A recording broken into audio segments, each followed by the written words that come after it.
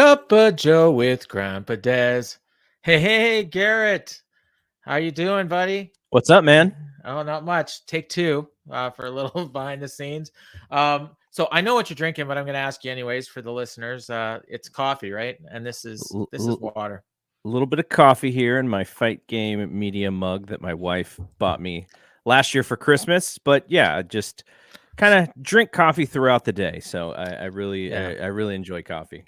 My coffee is actually in the other room. I forgot to bring it. I always forget to bring it. I have water here, like, because when I'm working, and then sometimes it just gets left here. And then the coffee is in the other room when I go to take a break. So, and I kind of like the coffee to be, like I brew it first thing in the morning, and then I don't even touch it for 2 hours. So I leave it in. It's like a thermal mug, but I don't like it super hot. But I like it warm. So, and it'll stay warm all day. Like 4 o'clock in the afternoon, I'm drinking. It's still warm. And it's a huge freaking mug. I feel like if we solved this problem, we could make a lot of money. And the problem is that, like you said, you brew the coffee, it's really hot. You don't need it that hot. But if you were to put it in a normal mug, within 15 minutes, it's not hot enough. Maybe 5. And so you do this dance where you're just, gotta go to the microwave, put it in the microwave for 30 seconds, come back out. Coffee is horrible. But that's just a way to reheat it. Yeah. And then you're still not done. You got to go do it again. Like, you just do this dance with how hot is the coffee. And I feel like a mug, like what you're talking about, if we could figure out a temperature gauge to that mug. So it's like, put the mug, I like it either super McDonald's coffee hot or a little bit below that. And then when you just pour it in the mug, you let it sit for a couple minutes, boom, it's exactly how you like it, and it stays like that for an hour. If we could solve that problem, I feel like my life would be a lot better. What's worked for me, but the problem is I don't live alone, and trust me, I do not want to live alone. But so what I do is I wake up at 6:30 and I start the pot of coffee, and then at 8 o'clock, so it's boiled, it's sat for an hour on the warmer. Then I pour my coffee, and I use instant. I make instant because I just like the flavor. I have this French vanilla roast that I really like, and so I pour the water in there, and it's perfect. Like, that is exactly perfect of what I want. The problem is my wife gets up sometimes and reheats it, and then I go down and it's scalding hot. Yeah. So then it's like, okay, now I gotta wait. I'll pour it in the mug and I'll wait like an hour or two, and then I just run to Tim Hortons. Cheap plug. I'm hoping to get an advertisement for them when I get the subscriber base up a little bit. But I go there, I take a ride. It's about a 5-minute drive, and I go get a coffee and I finish that. And then by the time I'm done that, then my mug of coffee is the perfect temperature, and it's huge. So I'm drinking that thing all day. And then by the end of the day, it's like, it's not as hot obviously anymore, but it's fine. So yeah, our buddy John LaRocca, we record our Fight Game podcast. Listening we record in the evening. And so right before we had recorded the latest episode, he took his family on a drive throughout the neighborhood to check out the houses and the lights and the Christmas lights and all that stuff. And as he was doing that, he had an Americano, and both he and I, that's my go-to drink when I go to Starbucks too. It's like iced Americano or hot Americano. I really love that. So he was saying how hyped he was recording the show because we record about 10 p.m. And so then there's this discussion on Twitter about the Americano. And so I was kind of thinking, like, what is like when you go to Tim Hortons, are you just getting coffee, or are you getting espresso, or like what is your Tim order? Hortons? So I get a black coffee first thing in the morning. And then if I do go back for a second cup, sometimes I'll do that at lunch. So for that one, I will get just a 1 cream, 1 sugar. And the coffee that I brew at home, or the instant coffee that I make, that's pure black, but it's French vanilla flavored. When I go to Starbucks, their coffee is horrible. So my drink of choice there is for hot drink, I get a white chocolate mocha, which is like incredibly fattening, but so I don't do it very often. But when I'm on vacation, that's what I get every day. And then I get for a cold drink, I get the vanilla bean frappuccino, which is like a vanilla Slurpee. Very tasty. It's awesome. Like I've I've tried to take the sugar intake out of the coffee, and I've been doing this for years now. And so now the only thing I put in coffee is like, I don't know, I don't know exactly what the percentage is, but it's a small, maybe half of an ounce of heavy cream. And so Okay. people Yep. think of heavy cream and they go, "Oh my gosh, like that's so fattening." And Yeah. it's milk fat essentially. Yeah. But it also doesn't have any sugar or natural flavors or anything in it. So I try and keep the coffee aspect of my diet to be, as sugar free or as low carb as humanly possible. Just because I like it better that way. I don't like all the sugar in my diet. So if I do go to a Starbucks, sometimes the problem is you go, Yeah. light heavy cream or a little bit of heavy cream or a taste of heavy cream, and they just dump the whole thing Yeah. in there. So Yeah. you basically have like this milky coffee. And then, yeah, they often, I think it's because most of their customers want a lot of everything in their Yeah. drinks. And I'm like, no, just Just a a touch. Yeah. hummingbird's beak worth of heavy cream. So. We the idea for the show was originally stemmed from something I used to get together with my friend Doug, who he's in our fight game group. I don't think you've Mm-hmm. ever really interacted with him, but you've probably He seen. posts Yeah. very rarely. Yeah. He reads almost everything though. Yeah. And so we used to go out for coffee at least once a week. For a while, it was even like several times a week, and we would always just talk about wrestling. And then on pay-per-view nights, we would go out for coffee afterwards, and we just dissect whatever just happened. And so when I would drink coffee with him, that's when I started. I would have, because I didn't want to, like, I used to drink cream and sugar in my coffee all the time, and I'm like, man, the amount of coffee I'm drinking when I go out with Doug, I'm gonna get super fat super quick. So I started drinking. I would have 1 cup black and then 1 cup with cream and sugar. 1 cup black, 1 cup, and that's how I eventually kind of got used to the idea of black coffee. And for me now, it's like it's what I drink in the morning. Like if I have sugar in my coffee in the morning, it's almost off-putting. But by the middle of the day, I kind of want just a little bit of almost like a treat. So that's why I get it in the afternoon. So yeah, so there you go. Like this, you know what? Like for the amount of time I've been doing this show, and this is episode 15 now, I don't think we've had this much actual coffee talk, which is, the idea behind the show. So that's really cool. And I never know where these shows are going to go. I wanted to say, and I was actually planning on doing this right at the beginning, but sometimes these shows just flow. Garrett here, if it wasn't for Garrett, you wouldn't be watching this show right now, because I would not have ever had I don't even know what motivation, knowledge, ability in some ways, equipment, all that stuff to be doing something like this. And if you'd asked me 2 years ago, I never would have imagined that I'd be doing something like this. So I just kind of watched what you've done. I've taken advice. I've done my own thing, and there's probably some stuff I do that you wouldn't even recommend, but works for me. So it's what I do. And this is independent of, on my podcast or on your network. So I follow your advice and the guidelines you've set out for us, but this is all my baby. So, if it works, it works. If it doesn't, it doesn't. So, no, I mean, it's really cool. Like when so going back to the creation of that Facebook group, yeah, was really about sharing the podcast, but also about like, we know so many people who are cool people, and what would happen if we just combined them all into the same group and kept conversations going there? It would be civil. You wouldn't have these trolls. You wouldn't be so frustrated. Though we still get frustrated, because we're debating. But that was the intent. And then what I had hoped would happen is that people would share their content, because we have a lot of people in there who've written for blogs, who have written for websites, and then we're starting to, or had a podcast and we're sharing their podcast, or even we're being inspired to do more stuff. And so that was sort of the second vision of that group, was let's just, help each other and put each other on and get each other out there and create opportunities for folks who we know are good people. And, it all started with that little Facebook group to do that. And now we have the two different networks for podcasts, and we're trying to grow them. It's slow happenings, but that's kind of how it goes. But yeah, that was like the dream, was to just, let's just inspire people. Let's get people to do stuff that they've always wanted to do. And I can help folks do it because the way that I work, so you're using a software called StreamYard.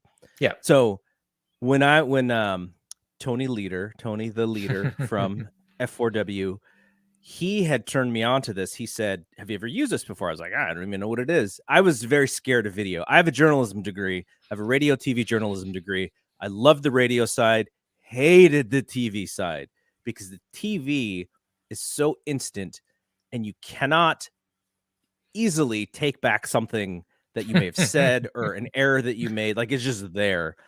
And so I always hated it. And so when he came to me, he was like, "Hey, I have this idea. We want to do video stuff. What do you think?" And I was like, "Oh no." Like, I started to get fearful of going back into college and being on college TV.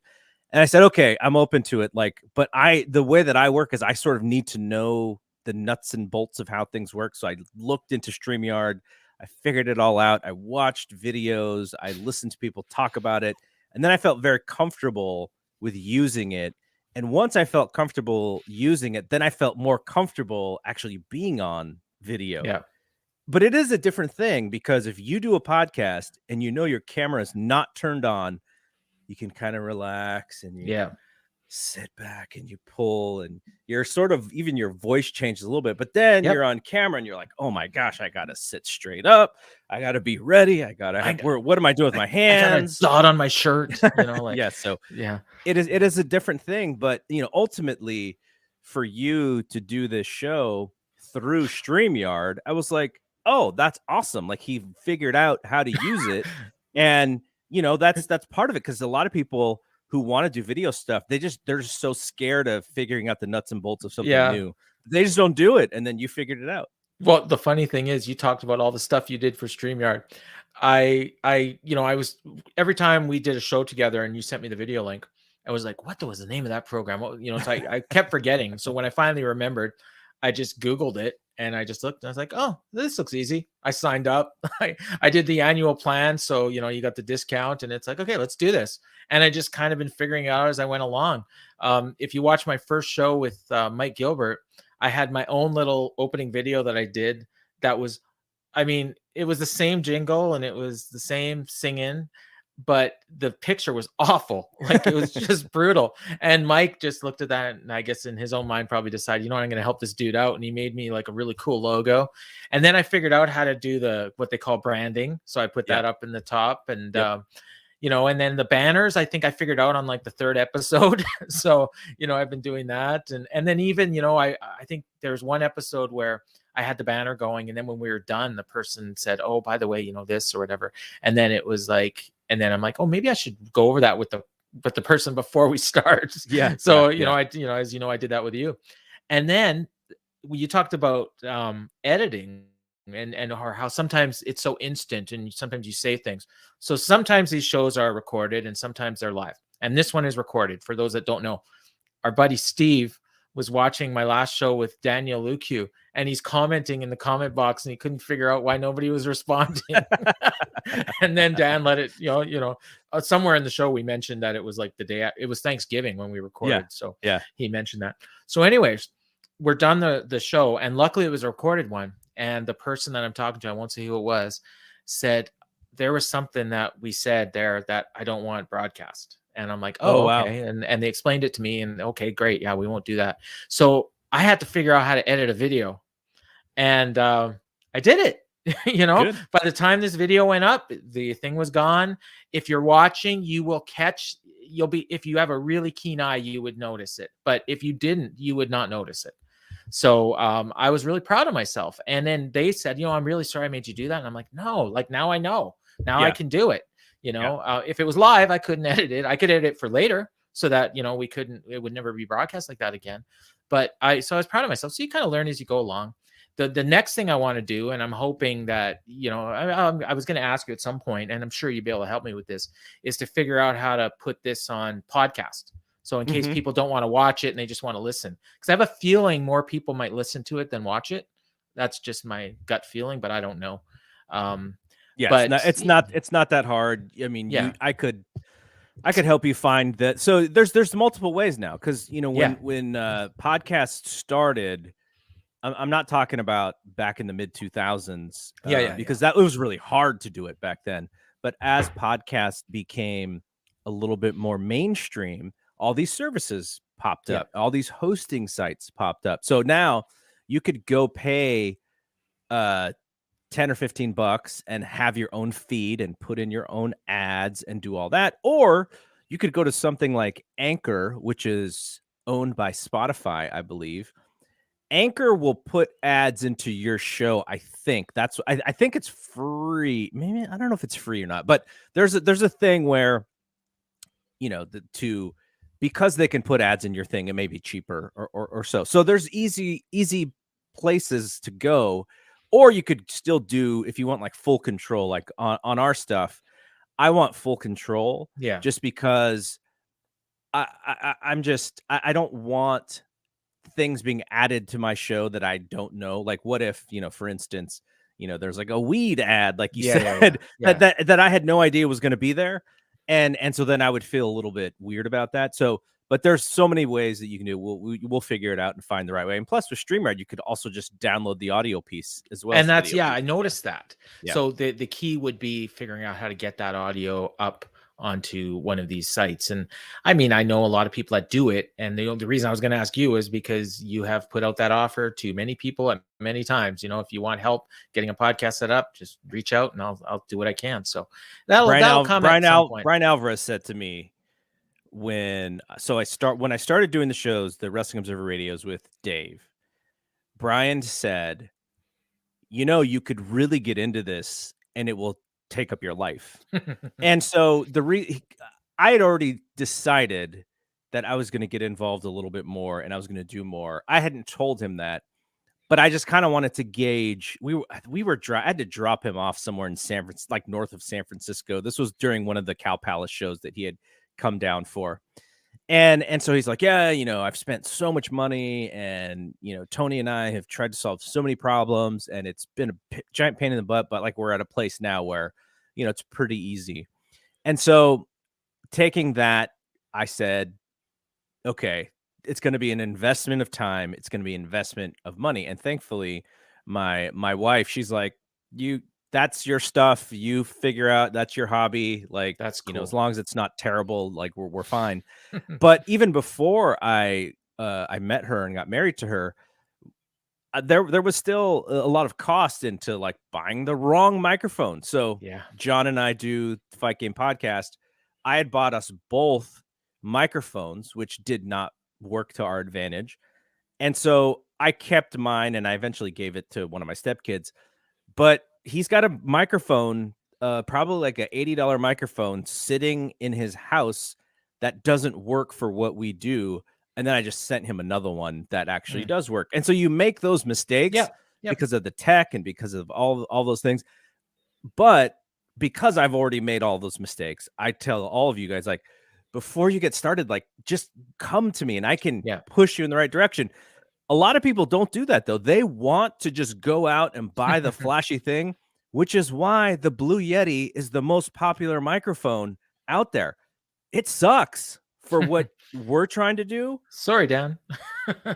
It does. And it's not a great microphone for this, because what happens is you can't see my office, but my office is carpeted and I have these sound panels on the wall, and I try to make sure that the sound doesn't bounce and you don't hear this echo, and there's lots of stuff involved into that.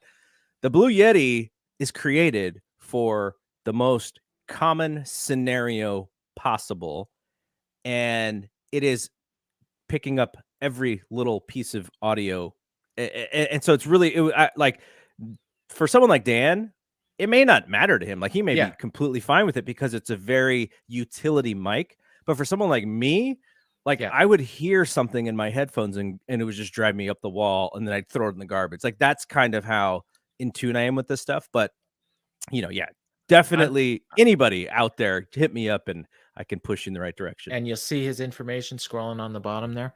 I'm getting to that point where like I was doing a show not that long ago, and I'm hearing something in the background, and I assumed it was the other person, and so it's distracting me, and I'm not even barely paying attention to what they're saying because I'm getting distracted. And then what I realized, it was actually on my end, because my daughter had come home, and she was in the bathroom, which is not that far from where I'm recording, and she was playing music in the bathroom. So I was picking that up. I don't think it came across on the sound. I went back and listened, and I couldn't hear it, but I could hear it in my headset, or maybe I was hearing it outside the headset. I'm not sure, but stuff like that. And then when people talk about like stuff like creaky chairs and whatnot, I used to never hear that stuff. I'm hearing it all the time now. Like when I listen to other people's shows, you know, that yeah. Dave Meltzer has a creaky chair right now. You guys had one. You and I John had had one one. not that long ago. I don't know It, which it end it was was. my chair, and it was Okay. there for about 2 weeks, and then I Okay. just WD-40'd it, and it went away. So My chair, luckily, I'm pretty good so far. So I do want to get a new chair at some point. This one is kind of it's not very comfortable, but and I got to do some stuff with my background. I like it, but it's a little loud. But I'm working on it. Yeah, I'm I mean, adding to we've it. talked about it. We've talked Yeah. about some of the Yeah. but look, like this is stuff that Yeah. you know you can go and pay top dollar and fix it, or Yeah. you can just be comfortable with what it is, Yeah. and Yeah, and I just just do it. keep playing with it, you know, and I look at it, and like right now I kind of like just the way it looks, like the way it's set up, like, and how it's maneuvered with my body. Like you're seeing certain things where I want people to see them. And I like the picture that I just added is like New York City, and it almost looks like that's a window and those cars are coming at me. Like it's kind of to me how it looks. So, and Mhm. then I like my little wrestlers, you know, in the background and stuff. So there's certain things I just like, and I'll change it as we go along. And if I look back at this in a year, I'll probably say, "Oh my God, I can't believe how that looks."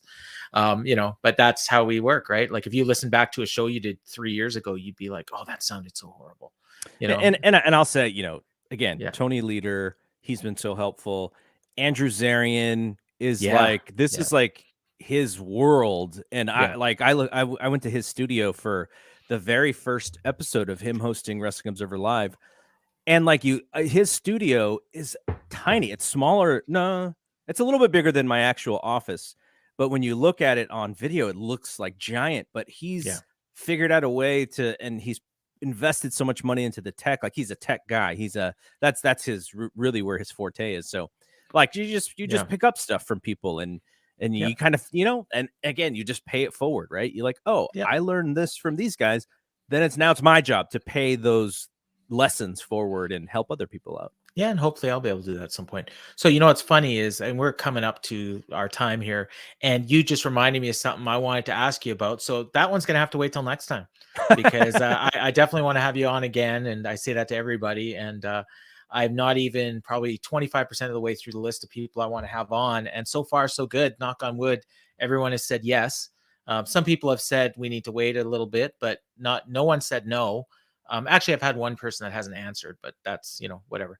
But you know, I've been really lucky with the people I've, you know, and I'm booked up probably for the next couple of weeks, and I That's have things awesome. in mind for after that. So yeah, so I want to thank you for coming on. Is there anything you wanted to get into before we go? I doubt it, right?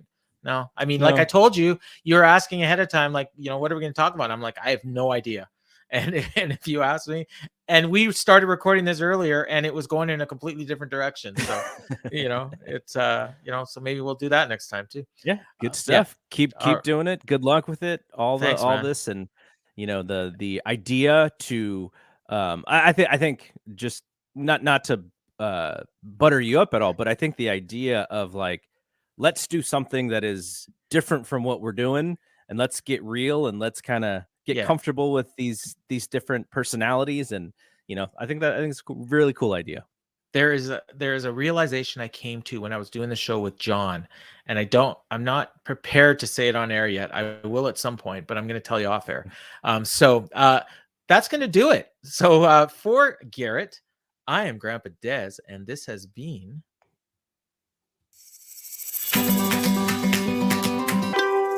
Cup of Joe with Grandpa Dez.